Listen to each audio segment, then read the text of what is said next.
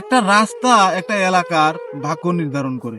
একটা রাস্তা যদি এলাকার মানুষকে নিয়ে চিনিমিনি খেলে, তাহলে কি এটা কি রাস্তার দোষ, নাকি যারা এই রাস্তার কাজ করে, যারা এই রাস্তার তত্ত্বাবধানে আছে তাদের দোষ?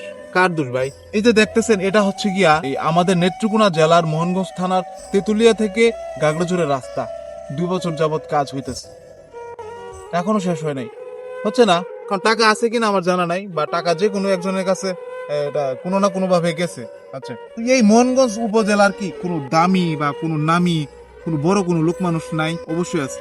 অভাব নাই অমুক নেতা তমুক নেতা, অমুক ভাই তমুক ভাই, অমুক আব্বা, অমুক চাচা, অমুক নানা, অমুক দাদা, মানে অমুক বড় ভাই, মানে যত আব্দুল্লাহর অভাব নাই, প্রচুর আছে। কিন্তু এই রাস্তাটা নিয়ে কথা বলতে চায় না। কেন চায় না জানে? আমি গেছি, অন্যজনে গেছে, আরেকজন এটা কিনে জেলাসি ফিল করে বলবো কি, হ্যাঁ অমুক আব্বা গেছে আমি যাবো না, অমুক কাকা গেছে আমি যাবো কেন এখানে, আমি গিয়ে বলবো কেন? আরে ভাই, দিন শেষে তো এই রাস্তার ভুক্তভোগী তো আমরা সবাই।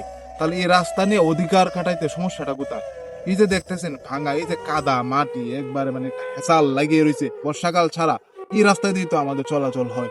এটার এই হাল যদি হয়, তাহলে কতটুকু কষ্ট করে, কতটুকু মানে জ্বালা যন্ত্রণার মধ্য দিয়ে যে মানুষগুলো চলাচল করে, মানে এটা বলা বাহুল্য। তো ওই রাস্তাটার জন্য সবাই যদি নিজের অধিকারের জন্য যদি না লড়তে পারেন, নিজের এই রাস্তার অধিকার নিয়ে যদি কথা না বলতে পারেন, আমার মনে হচ্ছে কি জানেন, নষ্ট, খারাপ, চুরি, বাটপারি, ঘুষখোর, দুর্নীতিবাজ করার বানানোর একমাত্র কারিগর হচ্ছে আপনারা। আপনাদের কারণে এইভাবে এরকম হয়। আপনারা যদি না দাঁড়ান রুখে, তাহলে আর এগুলা ঠিক হবে না। যতই চেষ্টা করেন আর হবে না।